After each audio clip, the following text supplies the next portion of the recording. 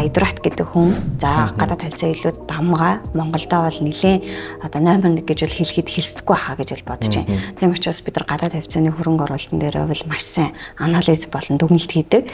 Тэгэхээр энэ дээрээ бид нар тухайн харилцагчийн эрсдлийг одоо аваад нөгөө талдаа эрслээс нь хамааруулаад өндөр өгөж өгөх тийм л бодлоготой явдаг гэсэн. Хүмүүс зөвхөн их мөнгөтэй басныхаа дараа хөрөнгө оруулалт хийнэ гэж бол боддог. Гэхдээ энэ нь буруу юм. Бага дүнгээр ч гэсэн хөрөнгө оруулалт хийх боломжтой байдаг. Магадгүй та 2026 онд хэрхэн яаж хөрөнгө оруулалтын санхүүгийн эрхчлөөнд хүрэх үү, эсвэл санхүүгийн аюулгүй байдалтай хүрэх үү гэдэг талаар бодож байгаа бол дэс дараалтаагаар хэрхэн яаж ямар бүтээгдэхүүн хийх үү гэдгийг хүргэе. За тэгвэл яаж? Одоо би яг хөрөнгө оруулалт хийх маш их сонирхолтой байгаа. Тэгээд яг юунаас ханаас яаж эхлэхээ сайн мэдэхгүй байна. Тэгэхээр нөгөө хөрөнгө оруулалт гэдэг зүйлийг бол нэлээд сонссон байгаа тий. Тэгэхээр хөрөнгө оруулалт хийхдээ гол юм нь яг юу вэ гэхээр за өөрөө ч хувьд хэдэн настай, ямар орлоготой, ямар зардалтай, хэр хэмжээний мөнгөнд үлдэж авъя гэдгээс хамаарат хамгийн ихний зөвлөгөө орчино. Тэгэхээр нөгөө би таныг эхлээд мэдчихэж тэгжээж нэг санхүүгийн зөвлөгөө үйлчилгээ давхар орж ирдэг гэсэн. Тэгэхээр нөгөө нийтлэг хүмүүсүүдийн нэг алдаа нь хөрөнгө оруулалт гэхээр бонд, хувьцаа гэд ерөөсөө байгаа бүх мөнгөнд өнгөрөө хөрөнгө оруулалт хийчих гэдэг. Тэгэхээр нөгөө нэг ямар зорилготой байгаа энэ тэр зорилго руу хүрэхийн тулд хугацаа яг жинхэнэ зорилго мөн байна уу гэдгийг л асуух гэсэн.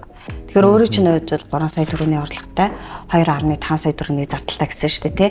Тэгэхээр яг үлдэж байгаа дүн буюу гарт яг үлдээд байгаа дүн 500 сая төгрөг гэж ойлгож болох уу? Тийм 500 үлдэж байна гэсэн үг шүү дээ.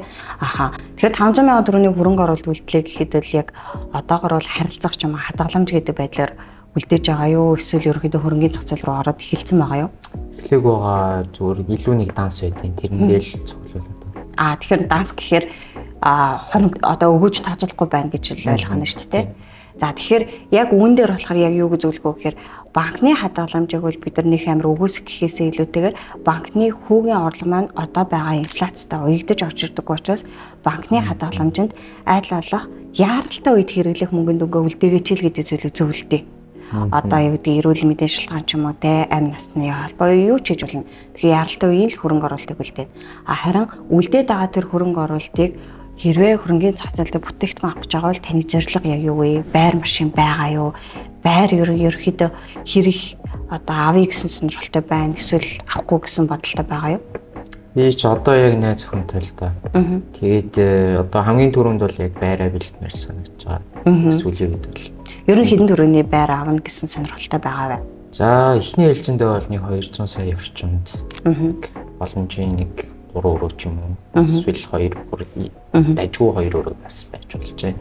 200 сая төгрөгөөр байр аавна гэхэд л одоо бол нэлийн чанга болж байна. Яг тэгэхээр байрны метр квадратын үнэлгээ бол хотын төвд тийм ээ нэлийн үнэтэй болж эхэлж байгаа учраас тэгэхээр магадгүй яг байр авна гэсэн төлөвлөгөөтэй байгаа бол хүүхдээ хаана сурах уу, хаана байршилтай байх вэ, ажлын хаана байгаа гэдгээс хамаарат байрны үнийг гаргаж ирнэ. За нэг ойролцоогоор нэг 200-аас 250 сая гэж ойлгож байна.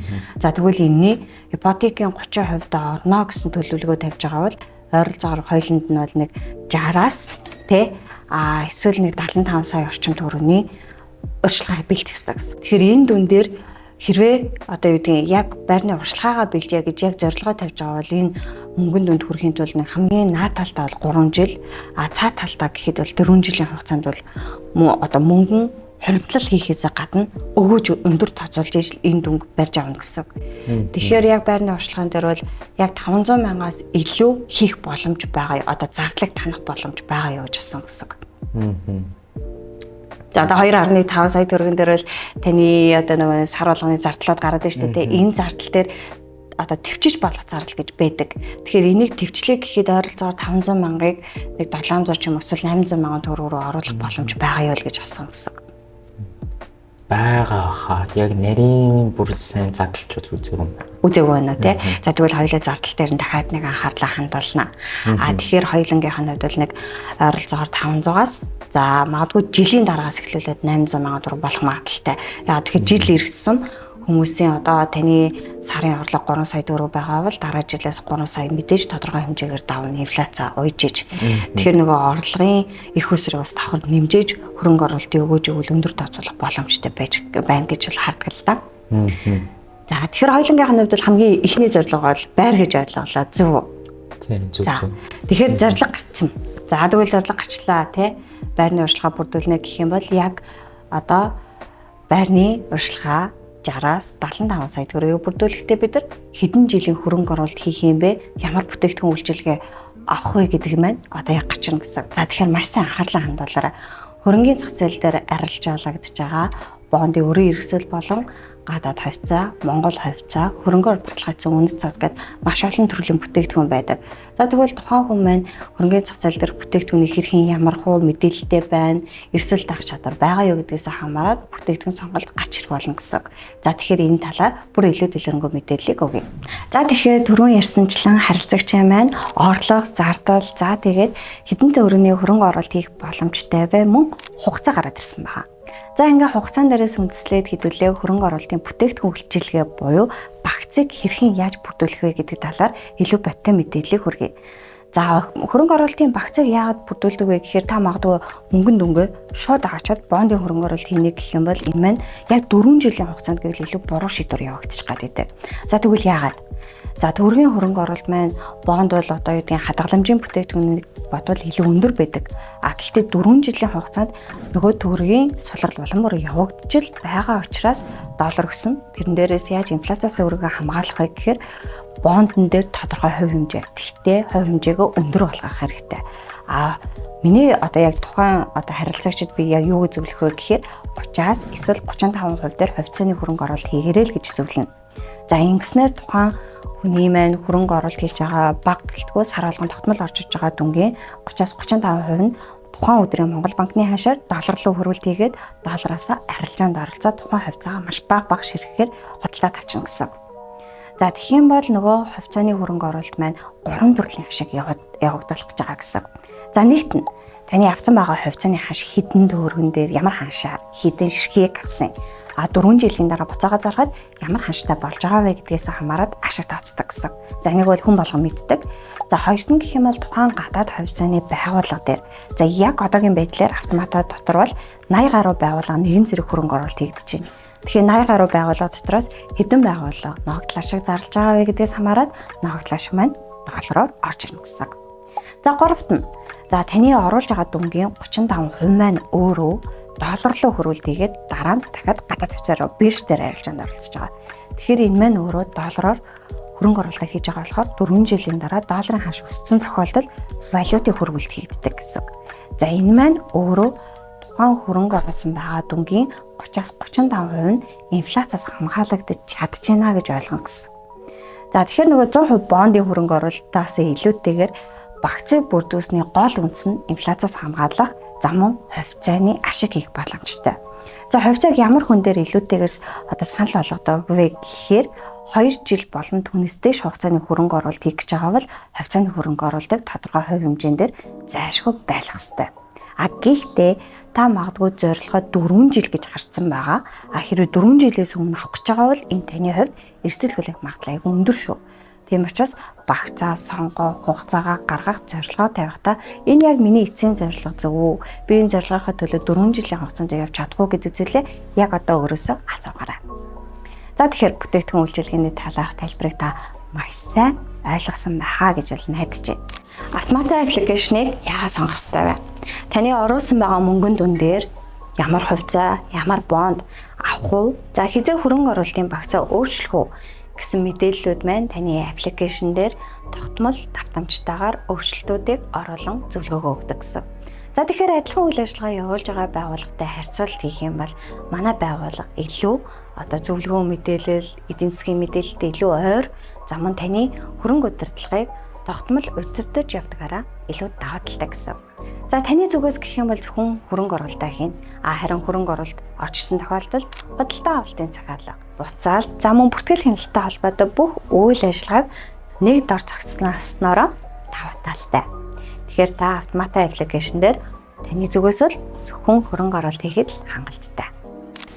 За тэгэхээр хоёулаа хөрөнгө оруулалтынхаа бүтээгдэхүүн үйлчилгээ болон багцыг сонгочлоо. За одоо танаас ганц гол юм байгаа. Тэгэхээр энийг маш сайн анхааралтай сонсоорой. Яг юу вэ гэхээр хөрөнгө оруулалт гэдэг зүйл маань яг юунд хөрөнгө оруулалт хийх үү, хизээ авах уу, хизээ худалдан авалт хийх үү, хизээ зарах уу гэдэг үйл явцыг манай байгууллагын үндсэн одоо үйлчилгээний гол үнц нь явж байгаа. Тийм учраас харилцагчаас одоо шаардах гол зүйл нь хоёулаа 3-аас 4 жилийн төлөвлөгөө гаргаж байгаа учраас энэ хугацаанд тууштай байдал хамгийн чухал гэдэг. За тэгэхээр тууштай байдал гэдэг нь сар болгон таны цалин орсон эсвэл бизнесийн ямар нэгэн орлого орж иж байгаа бол тэрийг баг гэлтгүүгээр тухай бүрд нь хөрөнгө оруулалтаа нэмээд хийхийг бодоорой. Заашгүй нөгөө цалин босон өдөр 500,000 төгрөгөө нийлүүлээд хийх гэхээс илүү орлого үлдчихлээвэл тэргээ 100,000 гэлтгүүгээр хөрөнгө оруулалтаа хийнэ гэсэн. За тэгэхээр нөгөө эхний 1 жил болон 2 дахь жил хүмүүс ерөнхийдөө хийгээд идэг. 3 дахь жилээсээ самгарддаг байхгүй. Тэгэхээр яг энэ үед танд би юу зөвлөгөө гэхээр 2 дахь удаагийн зөвлөгөө орж ирэх хэрэгтэй. За тэр үед яах вэ гэхээр 1-2 жилийн хугацаанд таны амьдрал дээр дахиад нэг өөр шинжилт хийгддэг учраас за нөгөө зорилгоос ухрах гэдэг. Яг тэр үедээ би яг байр авах гэж байгаамаа. Гэхдээ яг энэ байрны маань яг иймэрхүү гоё байрны санал ирчлээ би одоо яах вэ гэдэг ч юм уу те. Эсвэл би магистр хамгаалаа гадагшаа явах гэж байгаа ш гэдэг юм. Маш олон төрлийн одоо өөрчлөлт явагдаж магадгүй. Тэр үед та буцаагаад дахиад хувийн санхүүгийн зөвлөгөө аваарай л гэдгийг бид нар зөвлөнө. За хоёрт нь гэх юм бол сэтгэл зүй маш чухал шүү. За таны хувьд болохоор 35% дээр хувьцаа авч байгаа учраас за магадгүй хоёлаа 10 саяар ярих юм бол энэ бол арай гайгүй. Хоёлаа нэг 50 саяас дэшегээ дүн дээр 30% гэдэг нь 15 сая ахгүй. 15 сая 17 сая 500 гэсэн. Тэгэхээр энэ дүн маань өөрөө гадаад хувьцааны хөрөнгө оруулалт хийхээр хөдөлгөөн явагдаж эхэлдэг, савлгаа явна гэсэн. Магадгүй таны гадаад хувьцааны авсан дүн 50% амжилт үзүүлвэл яг яах вэ? Энэ дээр л гол тухайн хүний сэтгэл зүйн хөдөлгөөн явагддаг гэсэн. Тэгэхээр энэ дээрээ хэр сэтгэл зүйн бэлтгэлээ хангах уу? За хувьцаа яагаад аваад байгаа вэ гэдэг зүйлээ маш сайн ухамсарлах хэрэгтэй. Тийм учраас бид нар тэн дээр хөдөлгөөнийг хийж нөгөө бонд те. Бонд бол илүү нөгөө даваа талтай мэрлсэн хүүтэй байдаг учраас таны одоо хүүг улам бүр л нэмээд явчихдаг. Хувьцаан дээр болохоор хувьцааны эрсдэл явагддаг учраас л тэрийг маш сайн анхаарах хэрэгтэй гэсэн. За тэгэхээр энийг маш сайн анхаарсан байхад бол хоёлаа байрны авчлагаа бэлдэнэ. За тэгэхдээ энэ эхний зорилго. За хоёр дахь зорилгыг дахиад дараагийн одоо хоёлаа тавина. Гэхдээ тэр зорилго маань ямар хугацааных байх уу, ил урт хугацааных байх уу, богино хугацааных байх уу гэдэг бол таны одоо санхүүтэй холбогдох учраас тэрийг хоёлаа дараагийн уулзалтаар яригдана гэсэн. За тэгээ хөрөнгө оруулалтын зөвлөгөө авсанд маш их баярлалаа. Тэгээд хөрөнгө оруулалтын зөвлөгөө авах ямар хөө байна?